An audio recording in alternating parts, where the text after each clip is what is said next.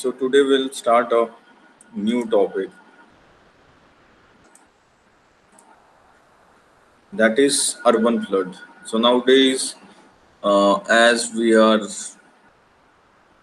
our campus, our terrain, or even because of the season that we are experiencing nowadays, you'll see daily there is a news coming up that each and every parcel of India, whether it's North Bihar or Assam or UP, one or the other day we are facing the problem of floods. So there are various kinds of floods that is happening in various parts of the country. But you'll see nowadays it's more popular in the urban areas. In the urban areas, that is in the cities like Jaipur. Yesterday itself, there was a heavy rainfall in Bardmer, in Jodhpur, and many of the area were submerged in urban floods. So now we'll be classifying is ki what do you mean by urban flood? What do you mean by flood? What do you mean by the types of flood? What are the causes? What are the disadvantages? And how you have to manage and you have to model it using remote sensing and GIS. So, what do you mean by urban flood? Urban floods are floods occurring in the urban area and are caused primarily by heavy rainfalls overwhelming the drainage capacity. Means what we are doing, what we are doing as an individual, we are blocking the natural drainages. Like yesterday itself, when I was coming out of my township or my apartment, I saw the entire area was cemented in my entire campus. There was no sewage line, there were no nalas, there were no connection of those drainages, ki how those outlets will be connected to the low lying area. So what will happen? So if you are converting the entire things into an impervious surface, if you are just choking the entire natural drainage system in order to fulfill your needs or desire, you'll be seeing that the city rivers like Dravavati and you go into in Ranchi, Son Rekha River is there. It flows through the city, but because the channel width was very big in nature, but because our urban population has increased, the land holding capacity are very costly. So what the peoples are doing, they are gradually migrating and they are gradually congesting and they are constructing various kinds of houses at the upland, at the lowland, at the embankments, at the shorelines. So what you are doing, you are disturbing the entire ecosystem, because what you are disturbing, you are disturbing the flow of water.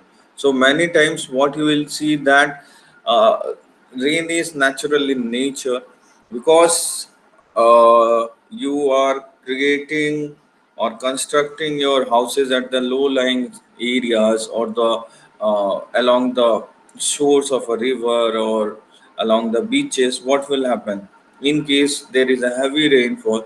The entire area will be submerged in water, because if the water is beyond the carrying capacity of a river and those drainages are not interconnected, what will happen? It will create a overland flow, and because of that overland flow and the drainage congestion, you are facing urban floodings recurrently in various parts of the country. Like there was a most popular urban flood that comes to your mind is Mumbai floods. Then you have got flooding regularly happens at the along the embankments, along the shorelines in Delhi.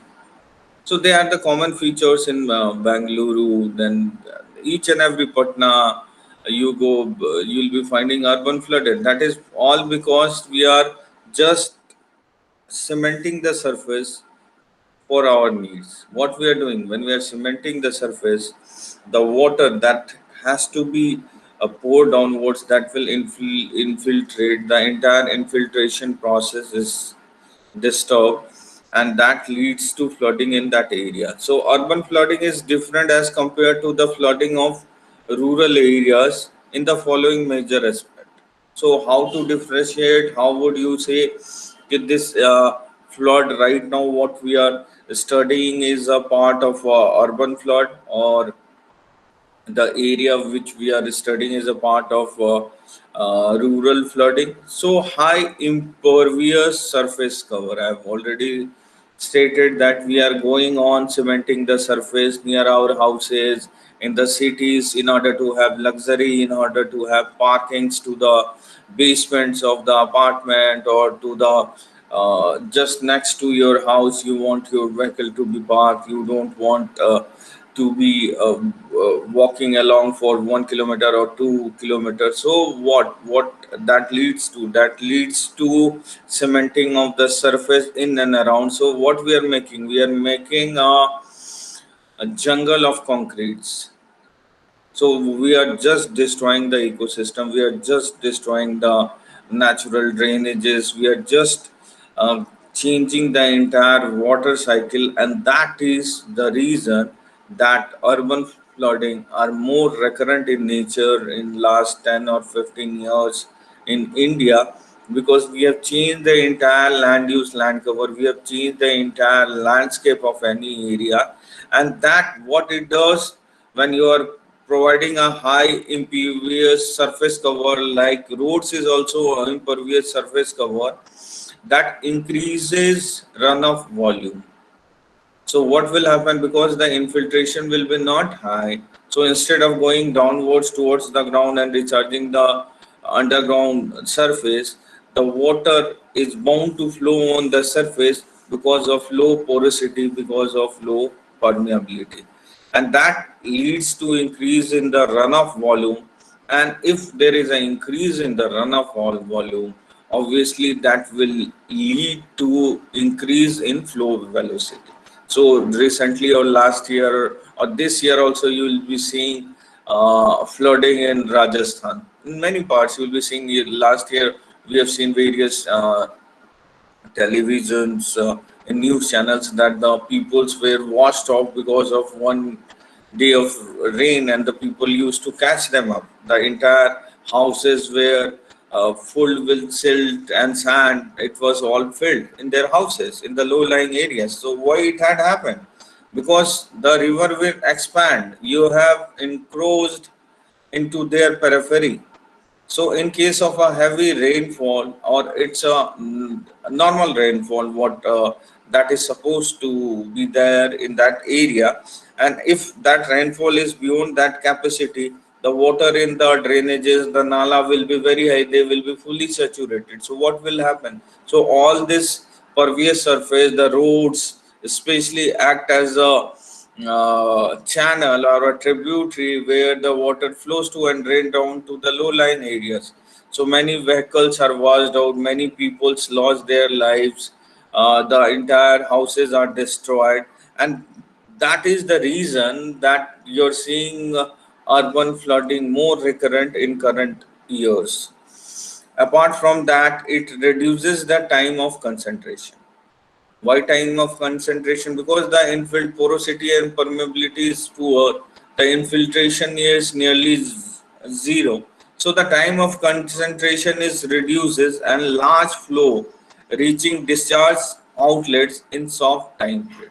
So the time is too small to carry that water. So what will it do? It will create a overland flooding. And where does it will create the overland flooding? It will create near the malls. It will clear in your houses. It will be all around the city because of the poor drainage network that we are destroying it because of our needs. Second problem is subsurface drainage network. What does it mean? It means capacity of drainage network is limited in by its design, involves complex open channel hydraulics, and design and maintenance of drainage influence capacity. So you will be seeing that whenever I'm moving around, I always use, because my specialization is water. I do work on floods, so I see the terrain minutely whenever I'm going somewhere.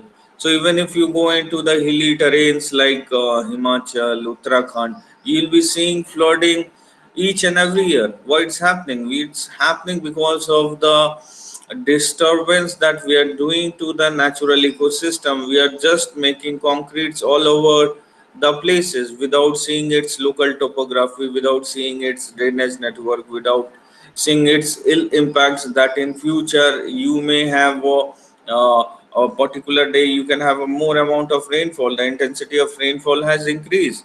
So in case whether the rivers or the drains or the nalas are properly drained out, no, you won't find any nala in a proper condition throughout the city. If you roam around anywhere in India, it's all choked up with plastic dumps, sewages, and there is no concept of drainage in India. If you walk around, each and every person wants to have a good uh, what look for his houses.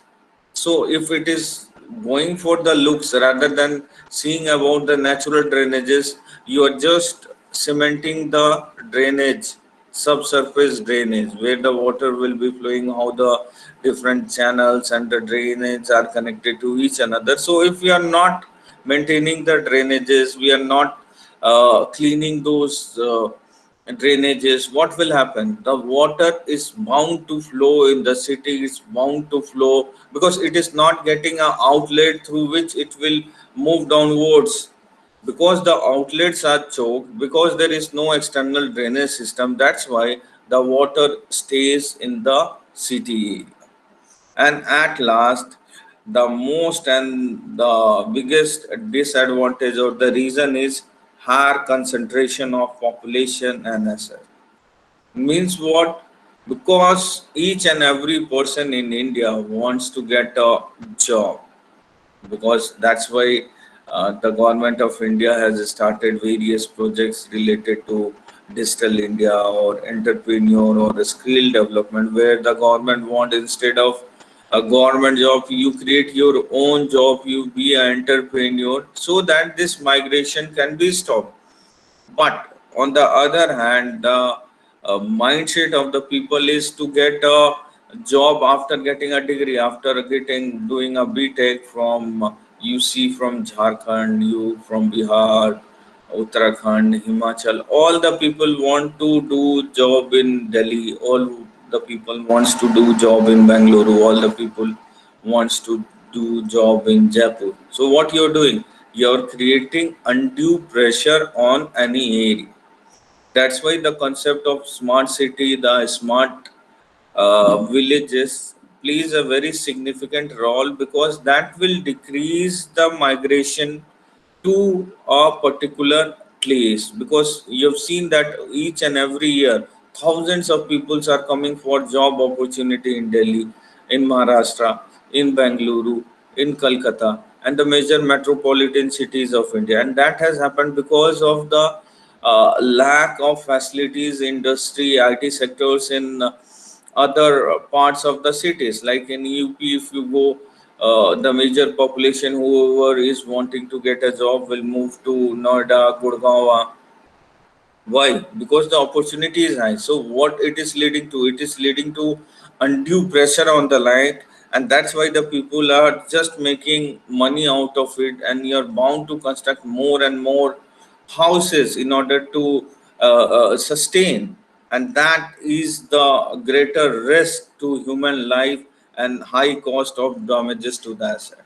And because you're not looking into the designing, you're not, your prima facie is only to get a money, a good amount of money is generated from those constructions. So in case the population density is any high in any area and there is a flood, so what will happen? The maximum damage will happen where the maximum people live, where the density is high. For example, if there is 10,000 person living on an area and there is 10% living in an area, so the amount of damage, the amount of loss, the amount of damage to property will be high, where the people with a population of 10,000 when you compare with 10%.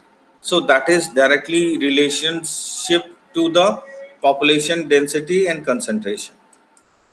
So, what are the common causes of urban floodings of in India? So, the natural, we can classify this into natural causes, then human causes, and finally the combination of both. So, what are the natural causes? Nowadays, you will see heavy rainfall during monsoon. That you'll be seeing the news that nowadays there is an increase in temperature, there is an increase in rainfall. Means what? Previously the amount of rainfall was distributed in days. Means consecutively we used to have rain for 3 to 4 consecutive days, but nowadays instead of getting those 4 days of rainfall, the entire volume are generally concentrated in 1 or 2 days of rainfall.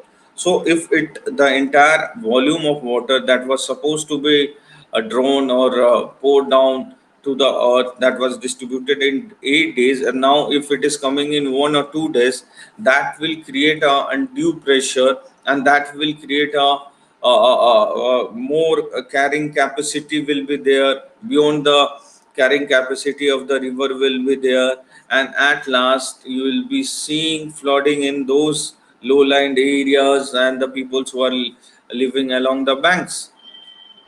Then you will see storm surges in coastal cities, towns, tsunamis are more common, cyclones nowadays they are very frequent in nature, and that is all because of the change in the climate that we have created. Like if you go to any hill station, you will be seeing that thousands of ACs are being run together in the hill station. If you go in Shimla, if you go in Manali, there is no need of any AC, but still we are using it. So what we are doing, the AC provides the maximum, we are using it in our car.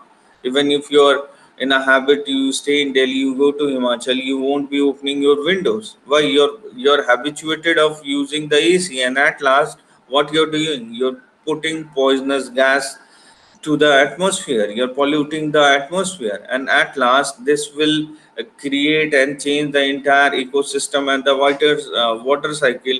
And you're seeing the various kinds of disaster more frequent, more recurrent, more disastrous in recent years if you compare with the history, as well as silting of water bodies and drainage channels. This is the most common problem with the hydro projects in India. You will be seeing that measure of the hydro projects in India, like Satluj, like other hydropowers. You will be seeing recently there was a disaster in Uttarakhand that because of a landslide, a hydropower were washed out, and that was because of maybe siltation of rivers, that more and more amount of sediments because we are making the fragments weak, the mountains are weak, so they are creating and they are bringing a lot of silts with water during rainfall seasons. And what does that silt does? That silt is being deposited on the beds of the river, and if the beds are getting deposited each and every year, the amount of silt is increasing and it is depositing in the beds. What it will do, it will decrease the volume of water in that reservoir, and at last one day you can have a overhand flooding order that can destroy the banks. So that are the reasons that you will be finding the most common reasons of flooding in India, and they are natural in nature. But not only that, you have got human causes, that is also known as anthropogenic causes, that create a lot of uh, disaster in the low-lying area, like population pressure and urbanization. We have already stated how the population pressure has increased over the decades at a particular, especially in few cities of India. And in case of a heavy rainfall, the amount of damage, the amount of loss of life will be very high. Secondly, we have destroyed the capacity constraint of urban drainage system. There is no concept of urban drainage system in India, because if you go into the any city or mall, you roam around, the entire area is cemented. There is no concept of drainage or sewage. So if you are not providing proper outlets to that water that we get during the monsoon period, you're bound to get urban floods in more new parts of India and no more new cities of India. Then faulty urban planning, failure to consider natural hydrological system. So this is very common. If I am purchasing a land Generally my fathers decide ki what will be the design. So my prima focus for any construction in India is not about rainwater harvesting structure. My prima facie is not about what will be the drainages when the localities or the cities are being constructed or the apartments are being made. The prima focus is rooms. The prima focus is getting more amount of money from it, without considering or without taking the natural parameters like floods and earthquake into consideration. And at last, because of the increase in the population and fault design, like if you go into this designing, if you go into Himachal or Uttarakhand, the designs are more or less same that it used to have in plain land. But this areas like in Uttarakhand or Himachal, the designing, it's a tectonically active plain. So the designing what we have in plain should be totally different to what you have in the hilly terrain. So many of the peoples do oblige those engineering designers, but many don't obey to the rules and regulations. Their prima facie is construction of more amount of rooms. So at last, what you're doing, you're trying to encroach each and every parcel of the land. If you have taken a 1400 square feet of land and 100 square feet is for drainage and road, what you do? You do acquire that 50 to 70% of that land that was supposed to be used for road, that was supposed to use for natural drainage. So what we are doing, we are consuming the land without seeing its ill effective, what can happen or what will happen in near future. Unauthorized colonies are coming up, particularly in the low-lying areas. You will see that the persons who are working on a daily wages, they don't have that much amount of money that they can stay in apartments or well constructed houses or the authorized localities by government of India. So what they will do, they will try to stay in that portion of land that is near to the river sands or rivers, so that they can get cheap houses or they will make temporary houses. So the such kinds of unauthorized colonies and poor water and drainage management and ineffective flood control and protection measures will create a huge amount of damage to the life and property. And sudden release or failure to release the water from the dams can also create urban flooding. So the most important example of this release of water from the dams was recently in Kerala. 5 years or 10 years back, there are two or three major urban flooding that took place in Kerala, where lots of damage to life and properties was done. Why?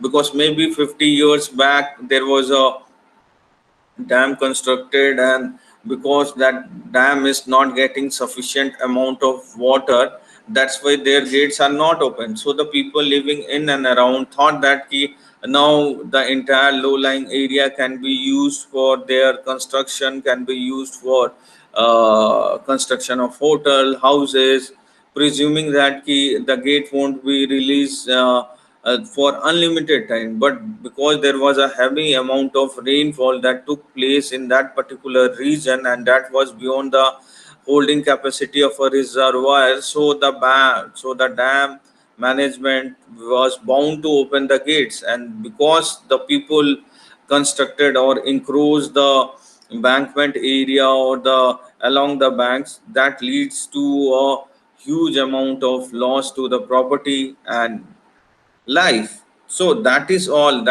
what we think, that is called a false embankment, a false myth, that we think that we are constructing and we are thinking that we are safe. No, you're not safe, because you're not seeing the natural drainage, you're not predicting about nature. Because the volume of water, what you presume, that you must be seeing various videos that are coming up in YouTube channels or in news channels, that the people are going into the mid catchment of the river, and they're taking the selfies, and a lot of people has lost their life because of those mismanagement or misconception of water, that they can manage the water. No, you cannot manage the water. And at last, that is a global that includes both natural and human causes, that is global climate change, with that each and every world country is talking about. The global climate change is resulting in changed weather pattern, thereby increase in high intensity of rainfall events occurring for shorter periods of time. So that I have already covered. So these are some of the reasons that are more recurrent, and the more in detail understanding has to be done in order to have a proper flood mitigation and management strategy.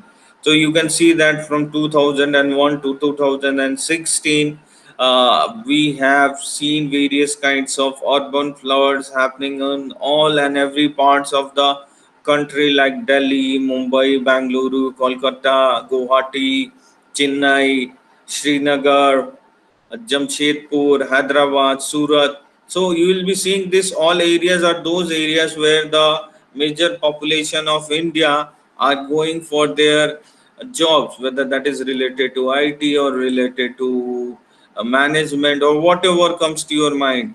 The maximum, they are those areas that are maximum unpopulated, maximum in design faulty. All the causes what we have already discussed, you'll be finding major of the problems, the causes that is resulting in a huge amount of flooding recurrent in those parts of the country, and that is unresolved till date.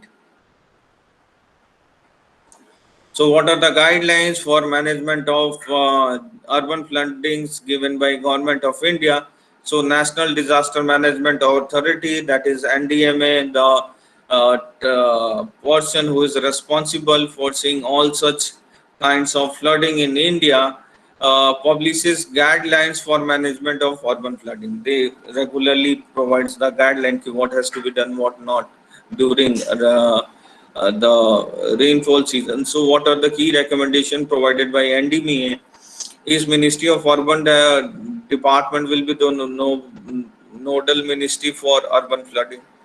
That Ministry of Urban Development will be seeing all these features related to establishment of local network of automatic rain gauge for real-time monitoring with a density of 1 in every 4 square kilometer in all 2,225 in class 1, 2 and 3 cities. So what we are trying to do, we are trying to create a network system so that we can predict, early warning system can be generated so that we can excavate, or we can clear that area where we can say that after 2 days this is the amount of rainfall that is going to happen, and this are the areas that are slum areas or the low lying areas where the amount of rainfall will be very high. You can feel of overland flooding in that area, and you can rescue those people from those areas before time. So such kind of network or such kind of information will be real help to the administrator, that prior to any incident we can mark or demarcate the red, blue, green, orange zone areas, and we can take proper mitigation and management strategies so can we can reduce the loss of life. Thereafter, a strategic expansion of Doppler weather radar station in the country to cover all urban area for enhanced local scale forecasting capacity with maximum possible lead time.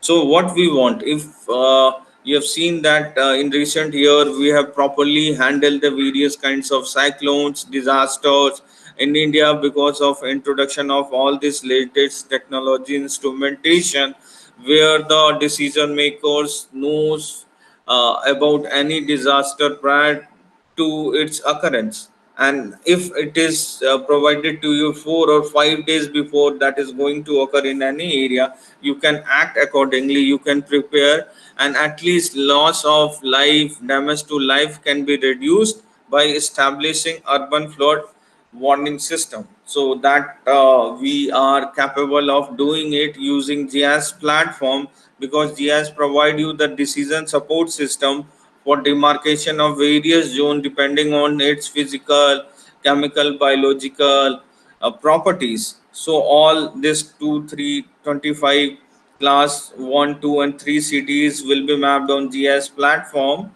Contour mapping will be preferred on 0.2 to zero point 0.5 meter contour interval, because you have to see the topography, you have to see the slope, because the rainfall or the water is directly related to slope. That's why if you are going with the contour maps that are automatically generated from the free data sets that we have, that is aster GDM or SRTM, with a spatial resolution of 30 meters, is insufficient to generate contours at a low level. That's why the use of UOV has increased over the decades, because the government of India wants the topographical map at a very large scale, and for that UVs are of great help, because they do create a very high resolution satellite image, and you can have a contour interval up to zero point 0.1 meter.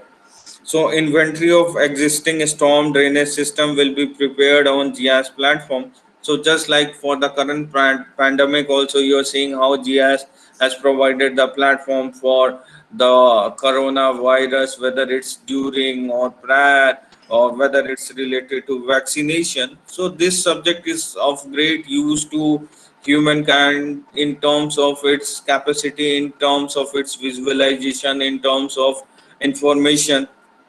It can be easily understood by any of the person who can see, who can visualize, who can understand the map. And future storm drainage system will be designed with a runoff coefficients up to zero point 0.5 in using natural ration method, taking into the account of approved land use patterns. That's why the entire rainfall that is you're getting in any area is directly connected to the land use, land cover in any area. For example, if there is no person living in that area and you have got a flood, let it happen. It won't it won't be called as a disaster, it will be a hazard. Yeah, there is a flood, fine, it happened, but there was no loss to life, there was no loss to property. So it is directly related to your land use pattern. So what are the effects of urban planning? Urban planning leads to undesirable effects such as loss of life and property can be reduced, disruption of transport and power. So if you have got a disaster, that can disrupt the total transportation and power. So you have seen that in Kedarnath flood or Uttarakhand flood. We have heard in the newspapers and television that the biscuits were sold at a cost of 3,000 rupees or 2,000 rupees for a bottle of water, for a bottle of biscuit 500 rupees. So because why? Because it was a lot of damage was done to the transport. So the people who were living in and around that area thought of generating money. What you cannot help out, because that depends on the mindset of the people who are staying in that places. So that can create a mess in any country, can create a mess in any local level. And after that, you can have epidemics during monsoon. So that is recurrent, like pandemics. We are talking about pandemics, you are seeing corona. In the same way, there can be epidemics. You have got dengue, you have got malaria, you have got typhoid, you have got kalazar. They are very common in India, and that are resultant of various kinds of flooding or any other disasters, and that has related or that has degraded the water quality in that area, and severe economic and infrastructure loss to the industry and commerce. Like during this pandemic, the entire your industries, commerce, e-governance, they are totally at loss, because we are in a stage of a lockdown condition, and that has severely affected the condition of industry production, because there is no demand. So there is no demand, no supply, and that has greatly affected the peoples who were directly working or who were directly associated with the industry. And most vulnerable populations in the city will be slum dwellers, the people who are daily wagers, who work daily, who need money for getting foods daily. They will be severely affected because they used to live in the slums. Then settlements in the low-lying area, even if you have constructed a bungalow or you have constructed a big apartment or a big housing boards you have constructed, but if the location is near to the river or it is a low-lying area where there is no proper outlet, so what will happen? The entire, in my apartment also, there was a flood, heavy rainfall in 2018, and the entire apartment, the entire lifts was filled of water because we didn't have any external drainage system. We constructed underground parking, and the entire underground parking, the water was filled with those rainfall water, and that created short circuit, and we didn't have lights for 15 days. We didn't have lift working, so that made our life very tough. We used to stay in 11th floor of that apartment, and we used to go through staircases. So it's very tough if it's not properly maintained, if it's not properly designed. Then industrial and informal service sectors, as you have seen how they are being severely affected during this lockdown. So lifeline, public and private ecosystem, and the natural environment, all the systems get destroyed because of this flooding. So now we'll be learning how to have a scientific understanding about those flood and how we'll be managing it using remote sensing and GIS data sets. So first you must know what is about pervious and impervious surface. So an urban basin can be broadly considered to be made of three types of surface. So when we are living in a city, we can have three kinds of surface. The first surface is impervious surface, which are directly connected to drainage system, like typically roads, parking lots, and in some cases roof. Second one is additional impervious areas which are not directly connected, that is runoff from which flows over pervious surface before reaching the drainage system, and together one and A and B make the total impervious surface. And finally, the remainder of pervious and semi-pervious area consistent of lawns, gardens and parklands. So the total basin area A equals to AI plus AP. AI is the total impervious area and AP is the total semi-pervious area. So in each surface, interception and depression storage must be satisfied before runoff commences, and this storage forms an initial abstraction or initial loss from the rainfall hydrograph.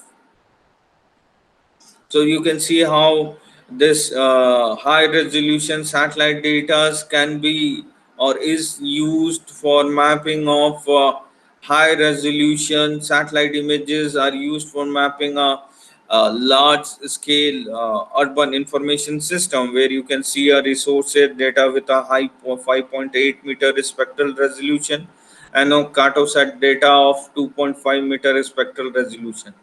Here in 5.8 meter, you have got the color through which you can identify the various earth object, but here in the panchromatic the color is null, it's only black and white. So discrimination between the various earth object is quite tough, but the spatial resolution is high. If you compare with 5.8, the amount of information is very high in 2.5 meter of cartosat image. But if you compare that in terms of spectral resolution, you'll see a more colored image where the differentiation between the various classes is easy, and in panchromatic it uneasy.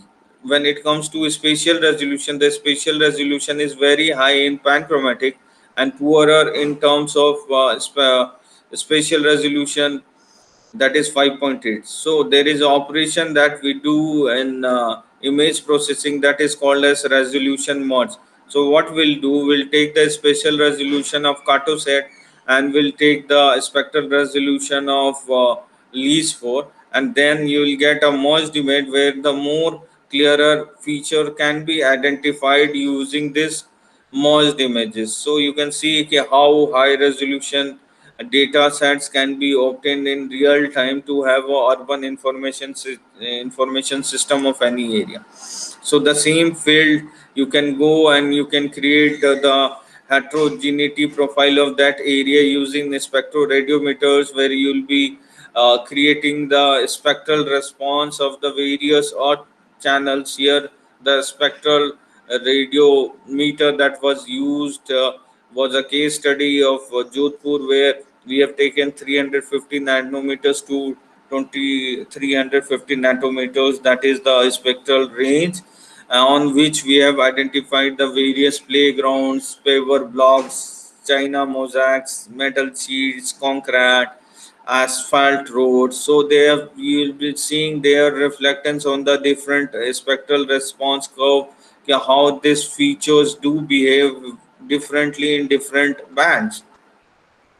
So you can see the spectral variations of urban areas, like if you have got a china mosaic, if you have got red tile roof, if you have got a marble floor, if you have got a metal roof, what is the kind of reflectance that you will be getting if you have got a bituminous road, if you have got a bare soil, if you have got a land soil, if you have got a marble, if you have got turpentine, if you have got a metal sheet. So you will be seeing how they behave differently in different spectral channels. So we'll be using this information for identification of various roofs, for identification of various land use types. So at last, we have to have a map showing the various land use, land cover characteristics of any area. For that, we'll be classifying the land use, land cover up to level 5 classification. So we'll start off with build up. Generally, build up, if you go, we generally, if you are going for level 1 or level 5 classification, the amount of details has to be increased as we are increasing our classification. So when you are using high resolution satellite images, you have to map each and every minute details of that terrain, whether the build up area in urban peripheries, residential, if it is residential, whether the density is high, whether the density is low, whether the density is medium. That will be making three residential categories. In the same is for the industry, will be making a light industry, heavy industry, and hazardous industry. Will be making all these categories. Will be using the satellite image to identify these features. Thereafter, you will be finding many places where they got a mixed build-up, where you have got industries, where you have got residential both working together. So that will be classified under mixed build-up. Then you have got recreational parks, recreational areas like parks, playground, heritage sites. Then you have got public and semi-public places like educational institute, hospitals, government hospitals, public utility and facility, commercial properties, transportation, vacant land. So all such features has to be identified in the land use pattern.